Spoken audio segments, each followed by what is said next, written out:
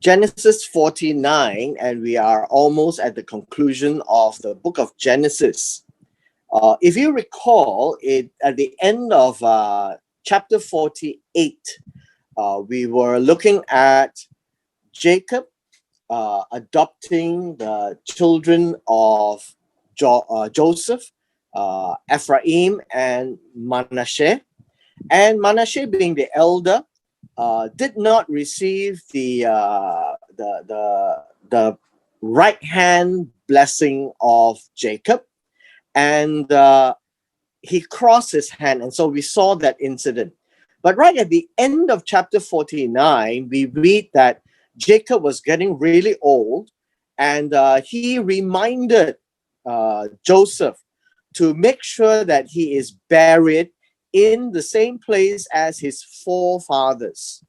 And so that is the idea that carries on to chapter 49. Now in chapter 49, as we begin, it says, and these kind of words are not seen clearly in the English. It literally talks about and then. That after chapter 48, there comes a period of time, we don't know how long, Jacob called all his sons and said, gather together. Now this is important because I want you all to remember this word because it keeps repeating itself. Gather is an idea of coming together, right? Coming together to receive something or assemble together, right? Assemble. I think assemble is good.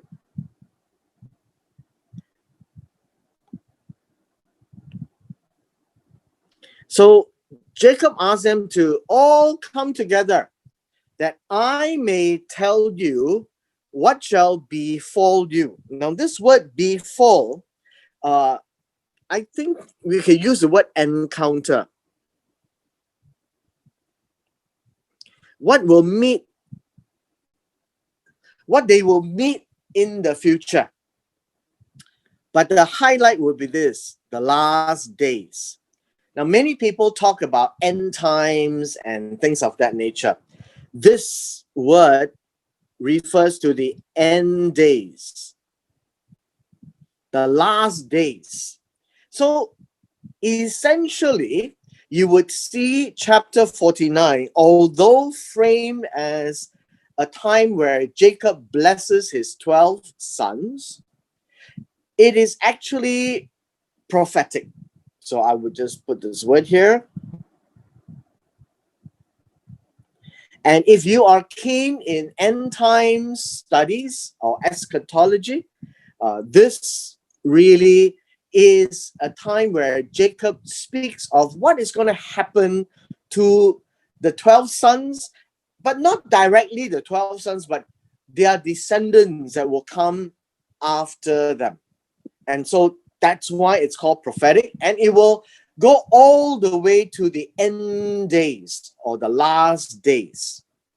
And that would be the introduction to chapter 49, verse 1. And so Jacob wants them to be very clear.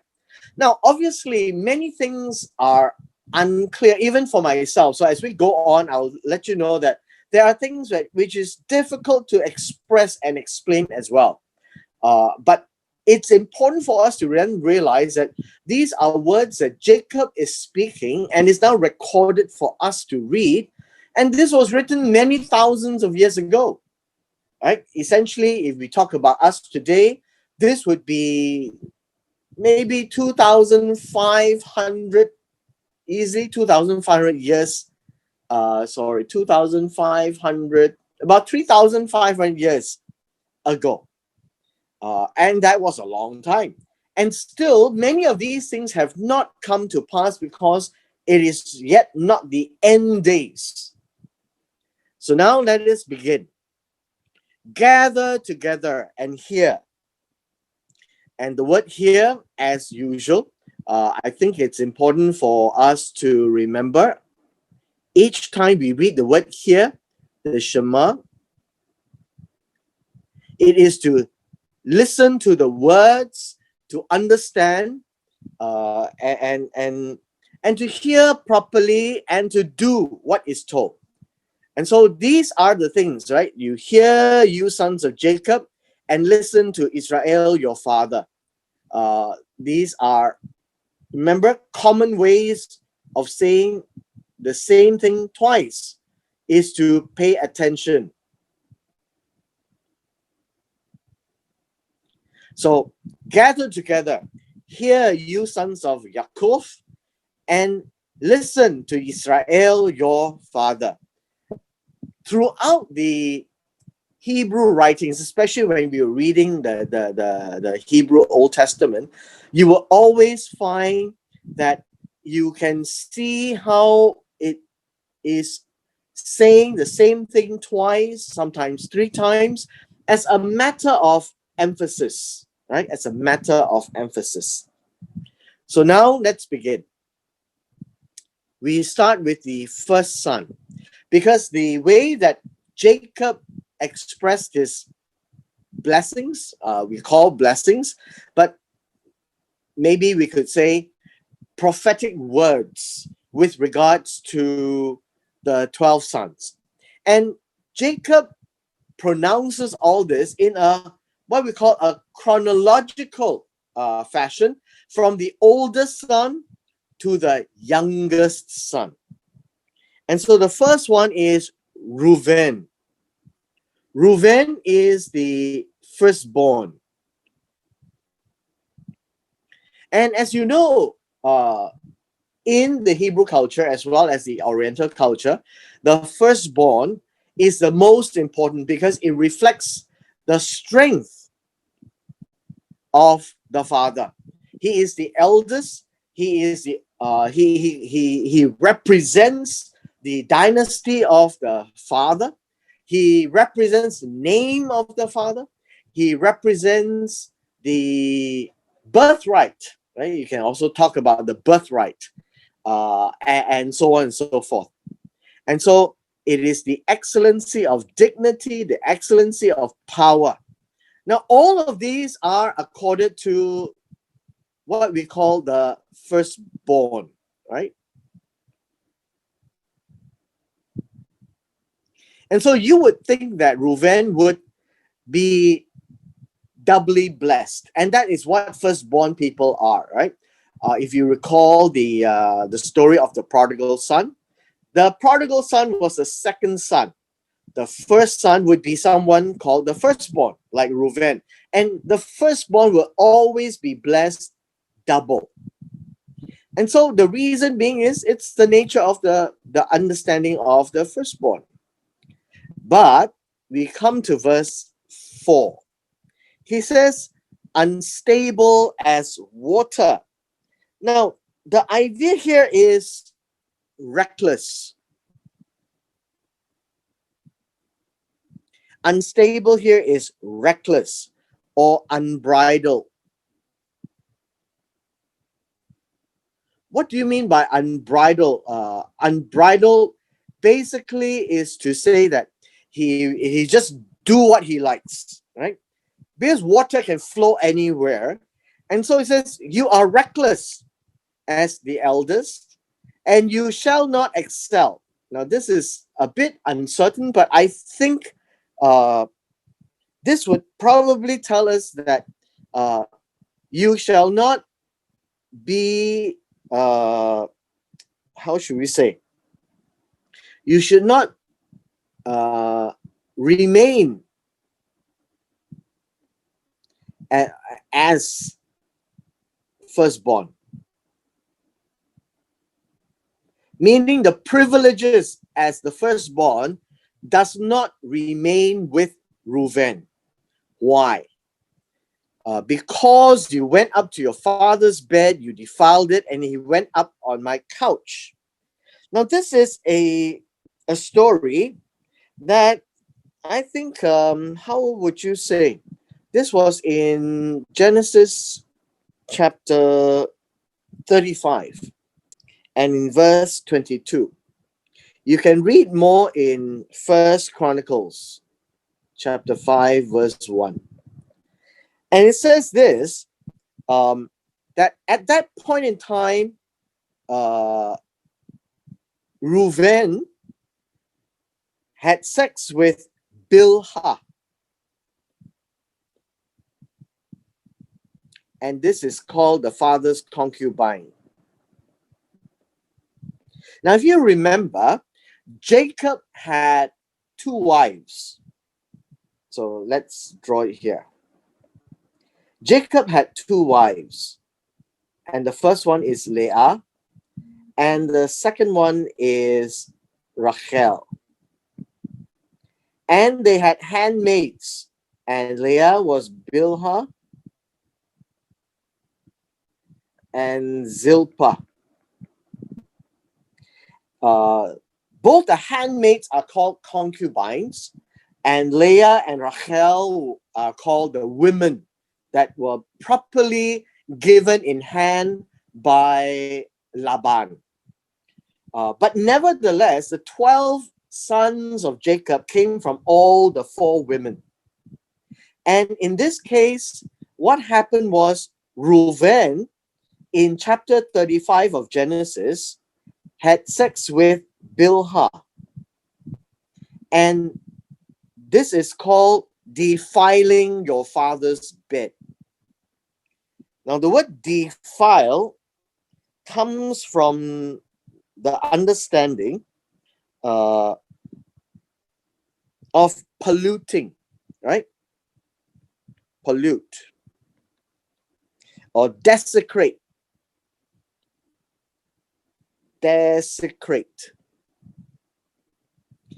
And just did not give honor to the father's bed. Now, this is an idiom, by the way, your father's bed, or your father's nakedness, and all these your father's things. It is not that Reuven slept on his father's bed, literally, but Reuven went and slept with the father's wife, or the concubine in this case. And so the father's nakedness, the father's bed, and all these references refer to the women in the father's life. And so if you recall in Genesis chapter 9, we have Ham saw the father's nakedness. Here, Reuven went up to the father's bed. All these have to do with the father's women. And hence, both Ham was cursed by the father, and the curse came onto Canaan, the child that was born to the father's wife. In this case, the father's bed was defiled, and this would be Bilhah. And we read of Bilhah in Genesis chapter 35, right? Genesis chapter 35, in verse 22.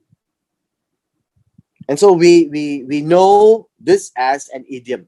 Now, as an English reader, if you read this as a literal, it doesn't make any sense to you, but at least now you understand.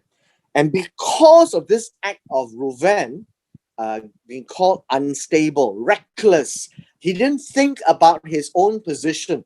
He didn't think as the eldest of the family, as the firstborn. He cannot do what he wants, but he did. And so whatever he did now has a consequence. And the consequence is that he will no longer be firstborn. He will not get the blessing of the firstborn. Okay? Moving on. Verse 5, 6, and 7. Let's look at 5, 6, and 7. Simeon and Levi are the brothers. Simeon is number 2. Levi is number 3. And based on this passage in Genesis chapter 49, it says this: you are instruments of cruelty. And here would be violence. And it says, instruments of violence are in their dwelling place. Let not my soul enter their council. Let not my honor be united in their assembly.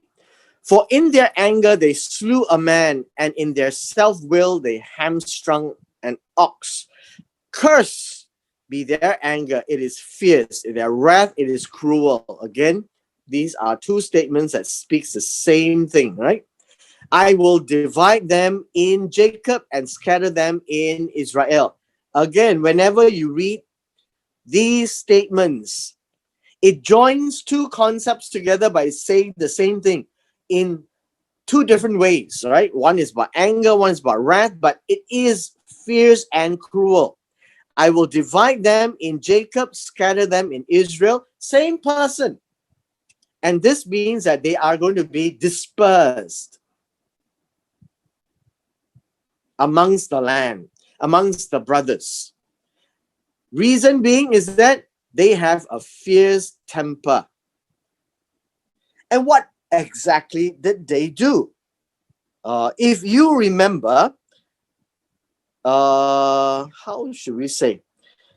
I think back in Genesis 34. In Genesis 34, if you recall, there was an incident that they were in the place called Shechem with a person, a son of the tribal leader, and his name was Shechem, and he raped Dinah, their sister. And Shechem loved Dinah and wanted to marry Dinah. And if you recall that whole incident, Simeon and Levi brought people to tell them that, yes, that's okay, only if you circumcise. And after they circumcised, they came and slaughtered the entire family. Now, this is a recollection of that incident in Genesis chapter 34. And in their anger to revenge or avenge the dishonoring of Dinah, they killed everyone there in the place. And so Jacob said, what have you done? These people will come after us. And so Jacob and the whole family had to leave the place. So now verses 5, 6, and 7 refers to their character. They have a problem with their temperament. They are hot-tempered. And by that, there is a consequence. And Jacob says, I will divide you all up in the land. So Simeon and Levi will be divided amongst the brothers. They will not be staying together. And eventually you would see that in the inheritance of land, Levi didn't get anything, and they were living all over the land. They had cities for themselves. Okay? And so this would be how Jacob looked at the character of their children, his children.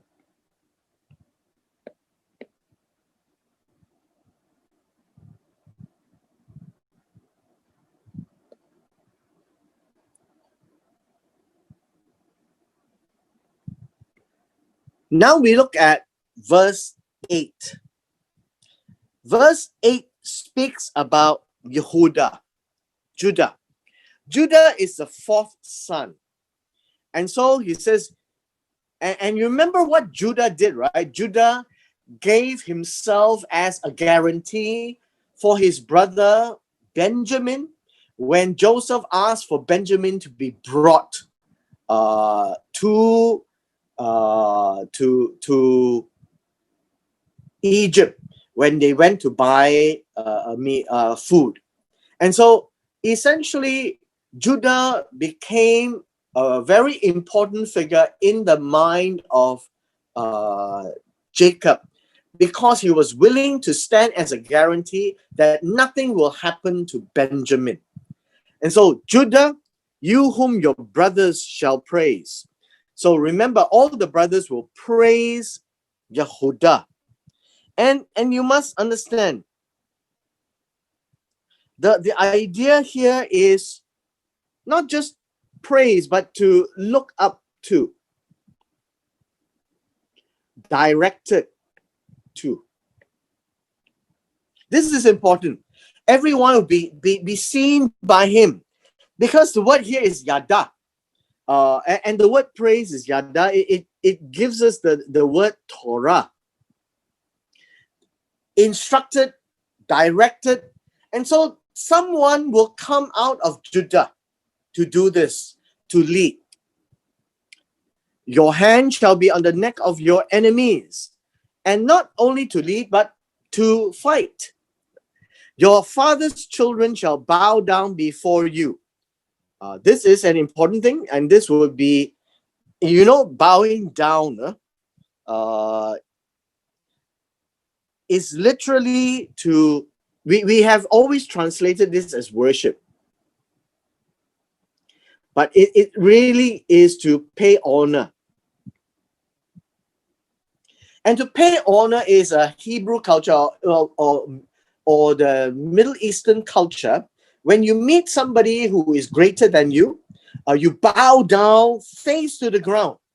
And so Jacob is saying, your father's children, all of them, your brothers and your descendants, will pay honor to you. This was what exactly happened when the brothers went to see Joseph in Egypt. If you remember, Joseph had the dream that 12 sheaths and 11 will bow down before the one that is Joseph.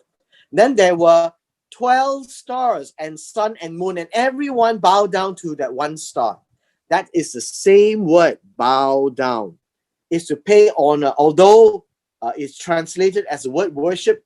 And you remember I told you there is no such word called worship. We use it in the modern day very loosely, but it literally says to pay homage, to pay obeisance to the one who is greater and more powerful.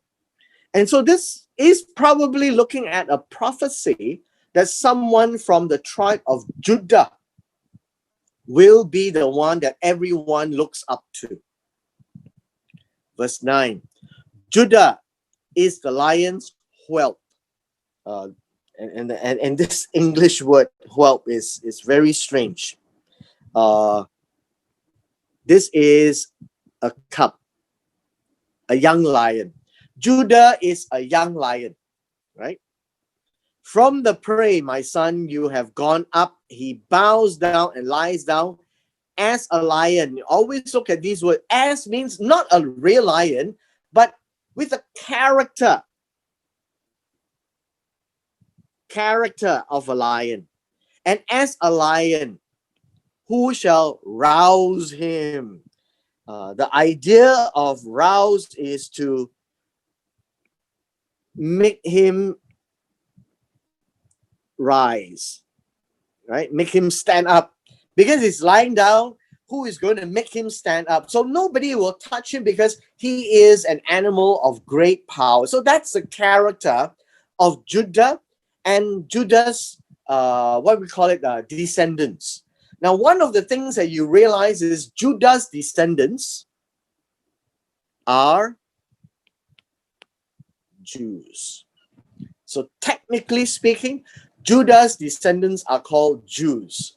Now, the people who live in the kingdom of Judah are also called Jews.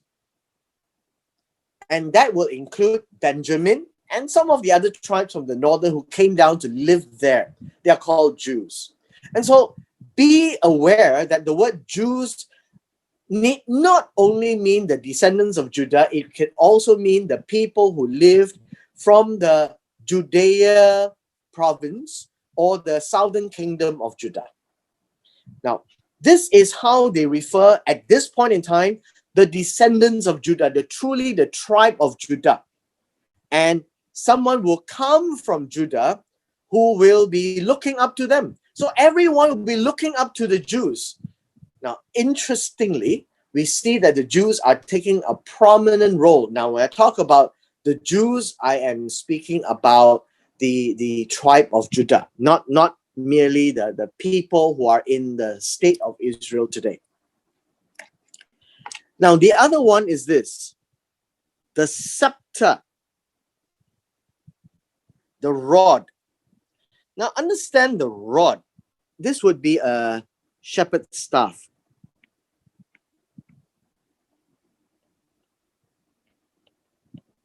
One of the thing about a shepherd's staff is this. When we have the word L, L comes from this word. And this word gives us two pictures. We have the ox head and we have the shepherd's staff.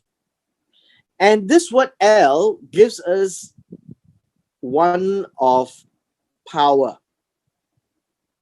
And from this word, we get the word Elohim, God, angels, kings, and so on and so forth. And so this picture will give you the crown. And this would be the scepter. And that is where tradition comes from, especially in the European concepts where the leader, the one in power, will have something on the head as a crown, because it's horns, right? The ox head, which has horns. So the crown has horns. And the second one is a scepter, and he will hold in his hand a staff. And this is where we get the word scepter right here. And so it means that the reign, what reign? This would be the reign of the throne.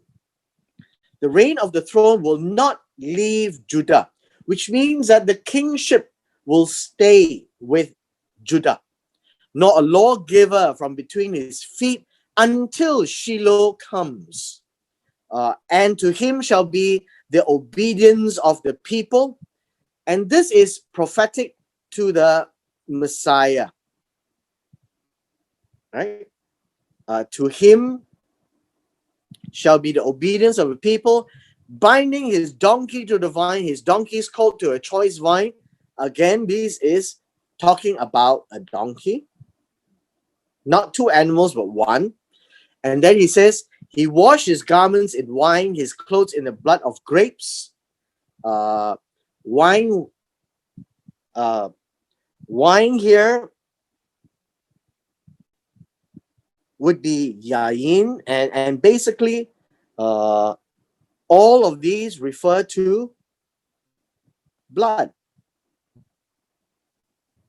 Okay, and if it's blood, it refers to war. And his eyes are darker than wine, his teeth are whiter than milk. And these are idioms which I'm not quite sure exactly what it refers to, but it infers the appearance, maybe, of the future Messiah, the Mashiach that will come. He will be the lawgiver. He will be the center of worship. He will command the obedience of the people. He will be riding on a donkey, in this case. His garment will be in wine. His clothes will be the blood of grapes, and this will depict bloodshed, a lot of people dying. His eyes are darker than wine, teeth whiter than milk. Not quite sure, but possibly the appearance. And so this depicts a prophecy of the future Messiah coming from the tribe of Judah. And so this is not about Judah the son, but Judah with the tribe that comes after him. Verse 13 is Zebulun. Now with Zebulun, we speak of Zebulun as a haven of the sea, which means that he will dwell by the sea. He will be a haven for ships. His border shall adjoin Sidon. And these are seafarers. That's what we call seafarers. Seafarers and traders by sea. And this one you see in Joshua 19, that Zebulun is given an inheritance along the sea coast. Okay. Now, in verse 14, Issachar. Issachar is seen as a donkey, a beast of burden. That's where we get the word beast of burden. Lying down between two burdens. These are saddles where you get the donkey to carry. He saw that the rest was good, the land was pleasant. He bowed his shoulder to bear a burden and became a band of slaves or servants, actually servants to their brothers. Okay, that is where you see the tribe of Issachar playing the role. Dan shall be the judge of his people as north and as the guide, right? As one of the tribes of Israel. They move from within the land of Israel to north of Israel because they can't take the land of their brethren. So he took the land north of the land of Israel. And Dan shall be a serpent, and this would be a snake. And you would see this word as Nahash in Genesis chapter 3. By the way, by the road, right? By the road, as people travel. A viper by the path. And you see that these are saying the same thing twice, right? Serpent by the way, viper by the path. You would see all this. It's very rich in the Hebrew. I'm just pointing out to you so that when you read it for yourselves, you can see that there's not saying two things, but saying the same thing twice. But what does the snake do? The snake bites the horse's heels so that its rider shall fall backwards. I have waited for your salvation, O Lord. And this is what we will talk about. A viper that by the path that bites the horse's heels. And this one you would see in Genesis chapter 3, verse 15. And the descendants of the snake shall strike us at the heel. So that's where this snake was cursed to walk on its belly. And the only place that you could strike is the heels. And it will cause the rider to fall backwards. And then it says something totally unrelated or totally in a different sense. This one is a picture. And this one is the explanation. And this explanation is very important. The word your salvation is Yeshua. Yeshua of Jehovah. And where do we see this name? This name became a popular name in the few centuries before the turn of the Common Era, where the period of the Jews were starting to create revolts against the Roman Empire. And there were many people that took on this name called Yeshua. And then we have it in the New Testament, Jesus. His name is Yeshua. And according to the history that was written by Josephus, this name Yeshua is very common and is very popular because it brings the idea of salvation of God. And so Jesus is the Greek translation of the word Yeshua. And so verse 18 says, Yeshua of Jehovah comes from this picture. The picture that the snake will bite the horse's heels. will trip and causes them to fall backwards, and the people will rise up for deliverance. So salvation here is deliverance. And what deliverance would be? This would be deliverance from the powers that will be upon them. And later on, we will read from the time of the Assyrian Empire to the Babylonian Empire, and then onwards to the Grecian Empire, and then the Medo-Persian Empire, the Grecian Empire, and then the Roman Empire. All these are what we call the foreign powers that will take control of the 12 tribes of Israel. And thereby they wait for the deliverance of God. So deliverance or salvation is an idea that speaks of a release of, we should say, a salvation from the forces that prevents them from being their own nation. Okay, so this is what biting the heel may mean.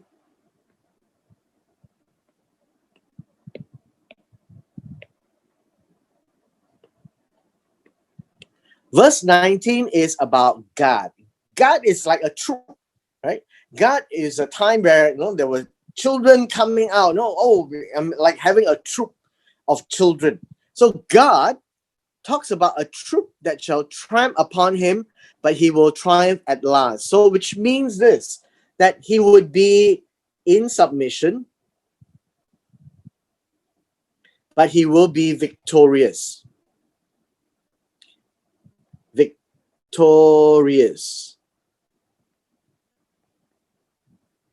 Okay, and that's for God. Verse 20, Asher. Asher is happy. Remember, Asher is happy. And so it says, bread from Asher will be rich. Now, this word rich is also the word fat. Right? It is plentiful.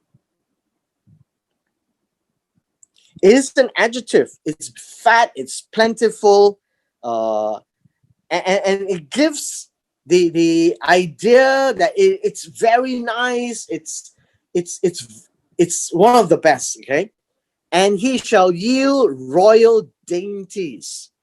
Now, this is an English word which we don't use anymore. The word dainty is delight. And so he shall produce the delights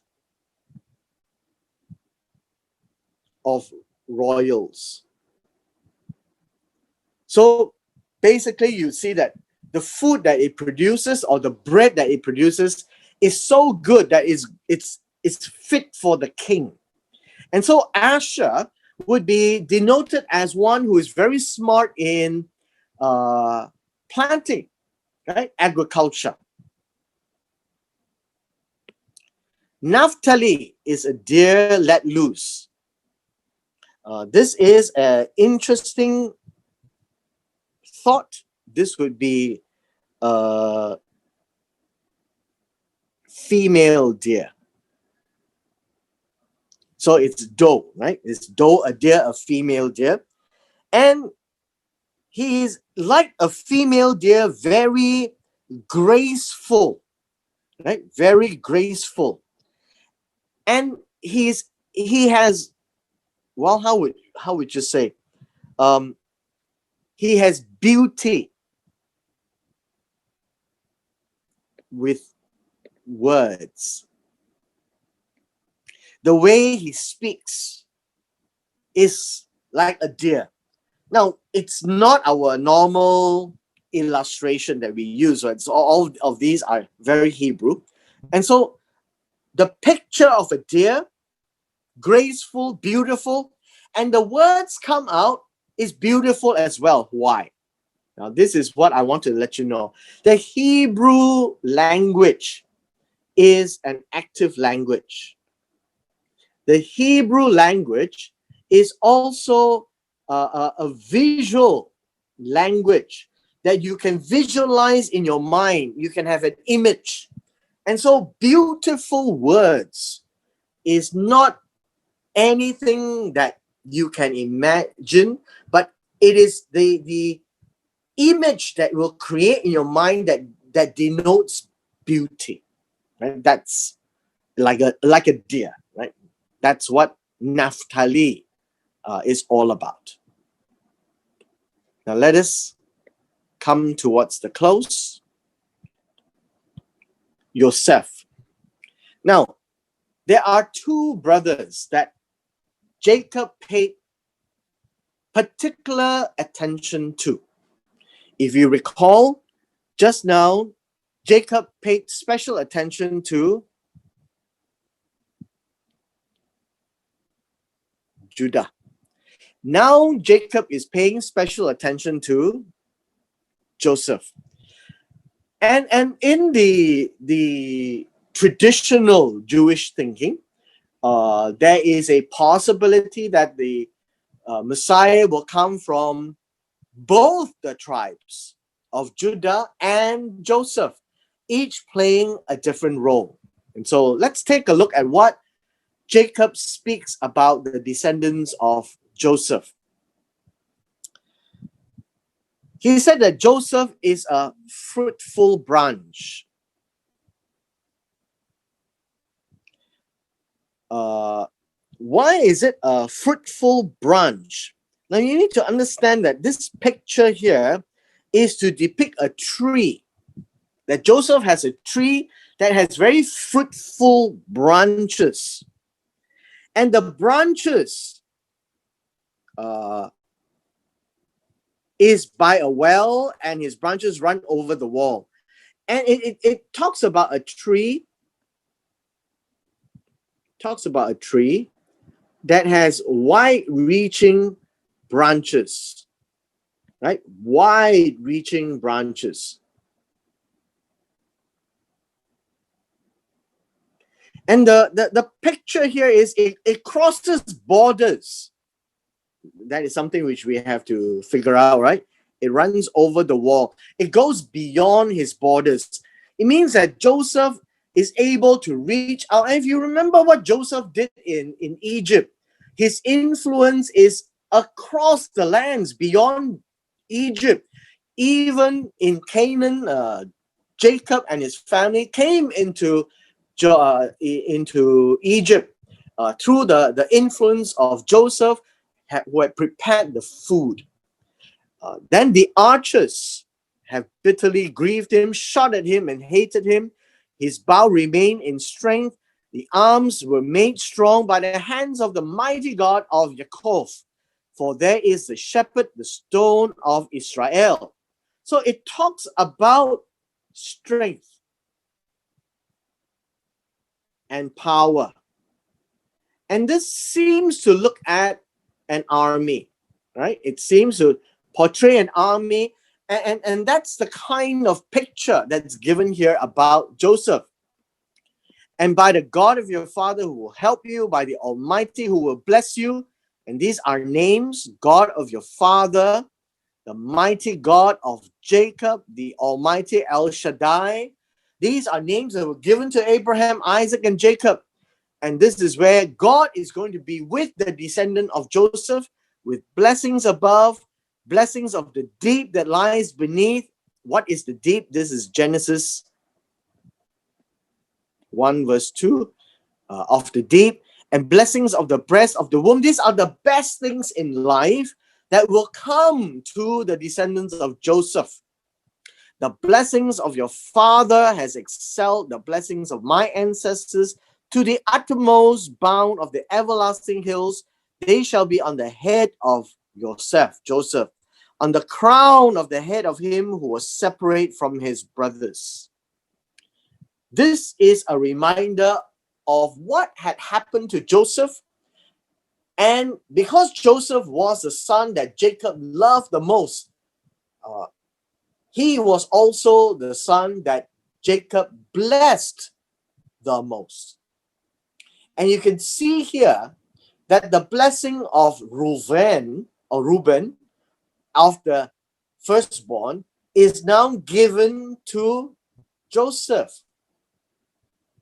Now, there were prophetic words spoken about Judah, about the dynasty, about the reign, about the kingship, but to Joseph, about the way to manage, to fight, and to prosper, right?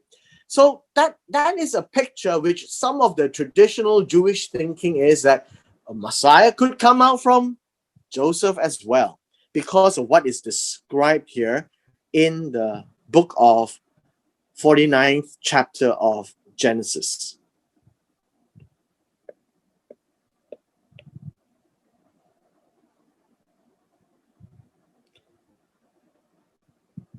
Now we come to verse 27. Benjamin is a ravenous wolf. Now, this is important for us to understand. Wolf and the word ravenous. The word ravenous is the ability to tear, right? To tear to pieces. But it also gives us an idea of the ability to provide food. So in the morning, he shall devour the prey, he catches the prey, and he divides the spoil. It kind of gives the implication that there will be food, and he will provide the food. That's what Benjamin has, this idea, right? At least whatever is said here, because these are all idioms, Hebrew idioms. As I had said, there are a number of things in this passage of 25 verses that may not be so clear, right? As I have demonstrated to you. Verse 28, these are the 12 tribes of Israel, and this is what their father Jacob spoke to them. He blessed them, and he blessed each one according to his own blessing. And I would say to his own character as well. Okay? And so now we have concluded the blessings of Jacob. And these blessings of Jacob is not an instantaneous there at that point in time, but as to what will form and shape each tribe together, all 12 tribes as one. And these are prophetic words that will describe each tribe of Israel. But at the same time, when you look at the nation of Israel, you would see that they would possess the characteristics of all of these personality or characteristics of 12 brothers put together. So let us conclude. This is our last passage. Verse 29. Then he charged them. Charge them means give them an instruction to keep and to hold and to do.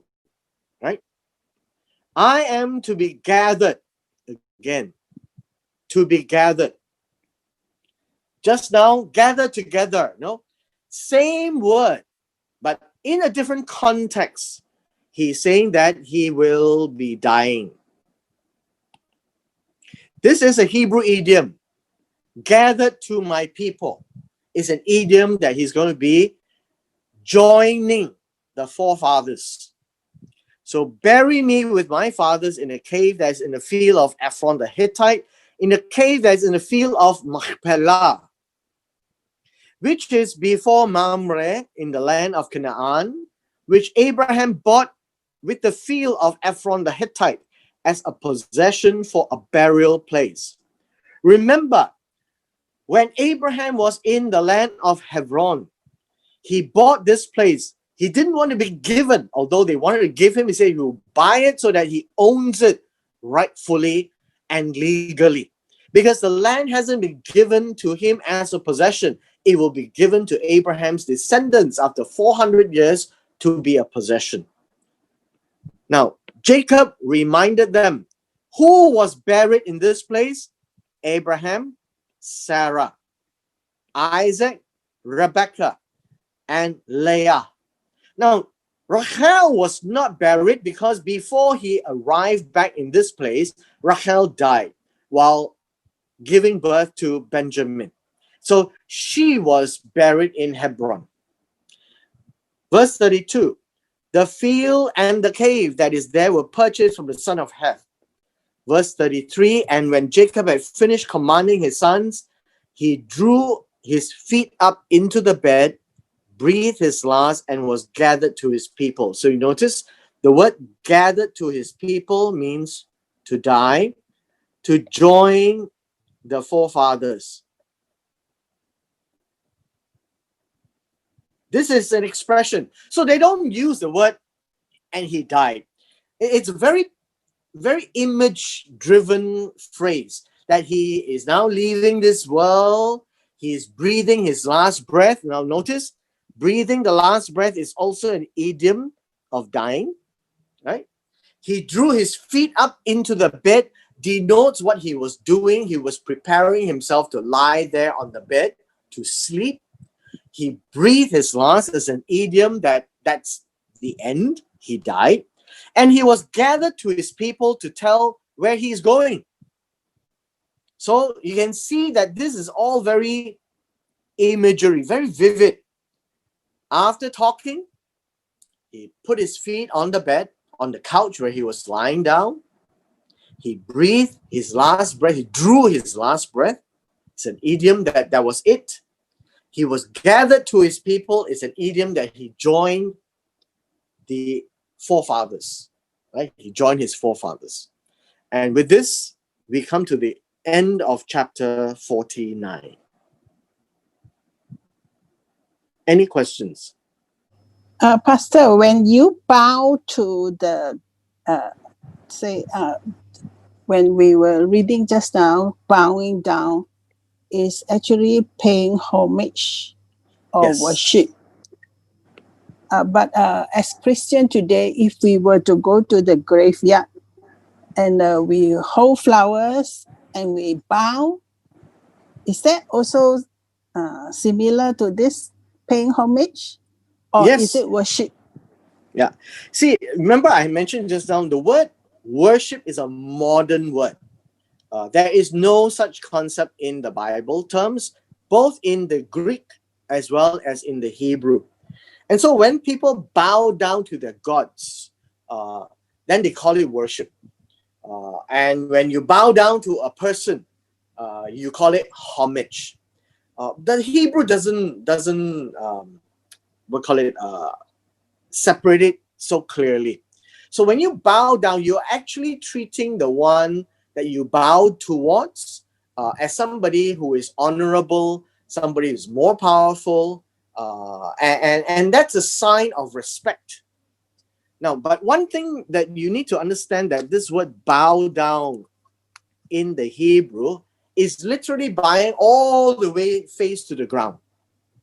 And this, you would read it in the earlier chapters where the brothers came to see Joseph and they bow all the way to the ground. Now, we don't use the word worship because this is really paying homage to a king, right?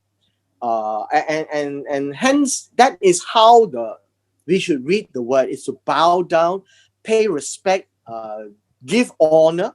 And so when you bow towards God, and you know that God is the Almighty, and that's essentially, you fear for your life and you bow down before Him, and so that would be a same kind of idea. So when we say we bow down to God, it is not just the bending of your head, but literally to throw yourself at the feet of God. That He is the Creator, He is the great God. So it's very visual, right? It's very visual.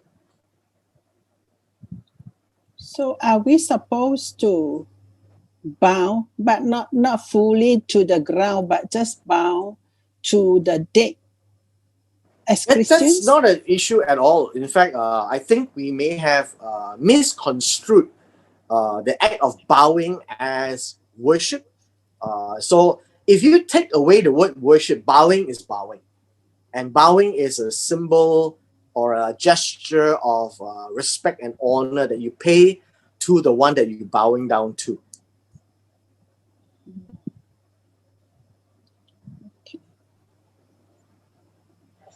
So, Pastor, does that mean that because we had 10 week, right?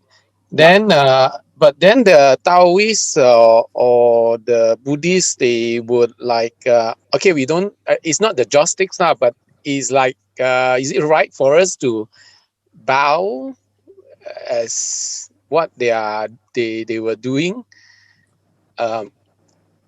Yeah, because they will have 3 bows, that kind of things. I think if you remember, even in this context that you've just described, even in a Taoist funeral rites, right? Uh, they are not worshipping them. They are literally paying respect to them, and in Chinese customs, it always comes in threes. The past, the present, and future, or something like that. But the idea there, as bowing, it is not to treat them as gods. It's literally to pay homage and respect to the one who has passed on. Even with joss sticks? Well, I guess I won't use the joss sticks because it may have a religious connotation. But the idea of bowing down, and it really depends on how you treat that. I have been to some funeral rites where the joss sticks is not well, it's a symbol, I guess, of paying tribute, and it's not praying to the dead or anything like that. So even the Taoists will have problems trying to describe that. But I don't think I don't see any problems with bowing in the funeral rite as a sign of respect. Is there a difference bowing down with joss sticks and with flowers? What Well, do it you depends. think? Yeah, I would think that it would depend on the context.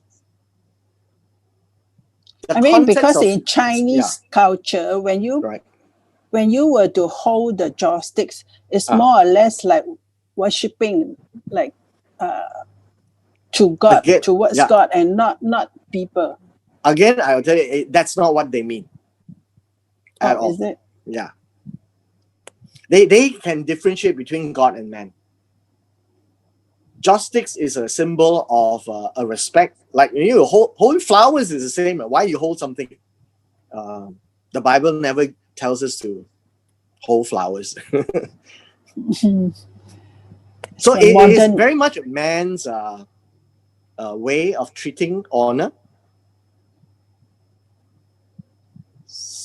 If So it actually, creates a problem, if it creates a problem, if in doubt, like I said, like if in doubt, don't do lah. But if it doesn't create a problem, I don't see any challenges with that lah. As actually, long it's not so much with us, but it's with those people who were there at the scene. When they see you holding either flowers or joss sticks and bound towards the dead, they will consider that you are more or less like the same as them. We are not set apart. We are not because they don't expect Christians to hold joss sticks and bound to the dead. I think that would be a very wrong thing to think about. I mean, we are ascribing to people what they think. But more importantly is that if you're there to pay respects, in fact, it's to pay respects, right? Why don't you just send a WhatsApp? It's paying respect. So even in the Oriental culture, there is a visual action, right? Paying respects, of bowing. And so I personally don't see a problem with that. If you think that's a problem, then don't do, right? Whatever is in doubt, don't do. Yeah, and also for Buddhists, right? They will be if you go to their funeral or their funeral, they would actually give you a flower to be put on a bowl. So was that kind of considered culture, or is that a kind of worship? Because normally I will avoid that. Actually, you need to understand that many of these things are human invention. It has nothing to do with a religious beliefs. Taoism doesn't talk anything about all these joss sticks and stuff like that. It's very much a Malaysian culture. Same with Buddhism. Same with us when we go there, we would we bring flowers. So the idea here is this: the intent of us when we look at the culture, when we go for a burial, remember we put earth into the hole. Yeah. We throw flowers into the hole. Why? It's we created a culture. It symbolizes something of saying goodbye to earth. You shall go, that kind of thing. But it has nothing to do with biblical. So just because a Christian does it make it Christian? Do you see where I'm coming from? There's a lot of symbols that we are doing, and then we tend to say, oh, the Buddhists do it, so it's Buddhism. Taoists do it, is Taoism. So if a Christian do it, is Christian. Pastor, yes. There's this in Mordecai refused to bow to Haman. So that bow is what? Same. Refused to acknowledge Haman as one in authority. And that is why Haman got really upset. But Haman is representing the king, right? And that's why Mordecai is, insulting him, not bowing down. But then he's also insulting the king because Haman, Haman represents the king. No, Haman doesn't represent the king. Haman, he has the seal, the ring or something like that. Yeah, but he has a seal only as an authority to issue commands, right? He is not representing the king like Joseph. Like he wants people to bow down to him. And so when people don't bow like Mordecai, he became very angry. And so he devised a way of killing them. Oh, okay. Whereas in the case of Joseph, you remember when we read in chapters 40, 41, I think, Pharaoh gave the authority to Joseph, including his household. That all will bow to Joseph. Okay.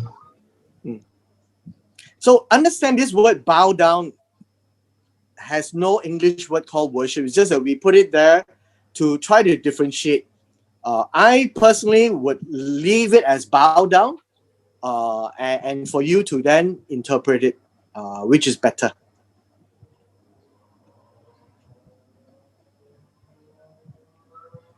Actually, as Christians, a lot of, especially young Christians, they have the problem when any of the family members pass away.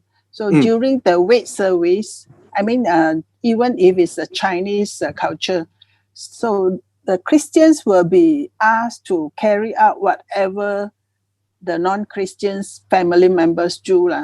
So this always has become a very challenging thing for the young Christian or even mature Christians to do, because the crowd of the family members, the number is there. You are alone, So when you are expected to do something which is against your, we are brought up to think that it is not right to bow down with the joysticks, as if you are worshipping or you treat that person as God or something. In fact, I think we have totally misunderstood all this. Much of all this does not exist in any Chinese culture outside of Malaysia. The traditional Chinese beliefs and philosophy of Taoism doesn't have these things. These are all invented by the Taoist monks to, well, I guess to make their time worthwhile if you pay them so much money.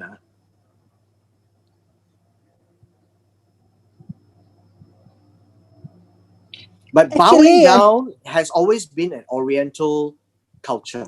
Always.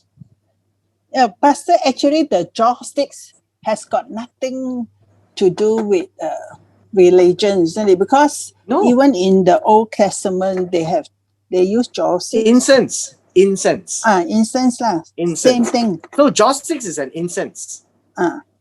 So it also is in the Old Testament. So yes, and God wants incense. And actually, as Chinese, we always relate that as worshipping the idols when we talk about joysticks. Yes. Which is very wrong, is it? We have generalized it. So the question that we need to ask ourselves is, when you bring flowers, then what does that mean?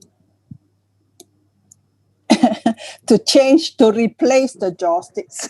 But what does that do? What does that do? You're just replacing one object with another. Yeah, because when flowers is concerned, it's not so much of like worshipping. That's in our mind, lah. I mean, so we have been conditioned by that kind of a thinking. Yeah. Which is not biblical. One of these days, we all have to sit down and examine Chinese cultures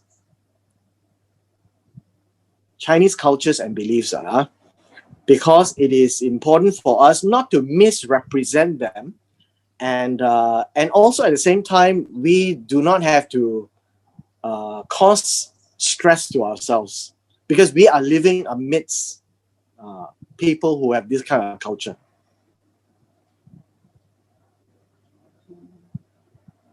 But then again, that would be a separate theme.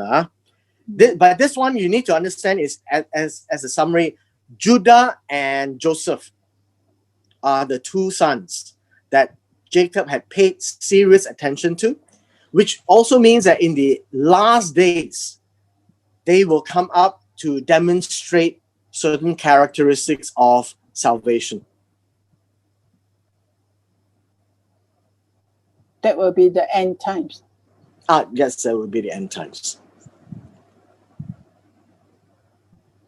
Now, you notice this 25 verses here do not give a lot of details. It just gives the general character, right? So it means that there is no need to go and look and see who is the Messiah kind of thing. But that is our study from Genesis 49. Okay? Okay. All right. We'll see you next week. Bye. Bye-bye. Hey, thank you. Bye-bye.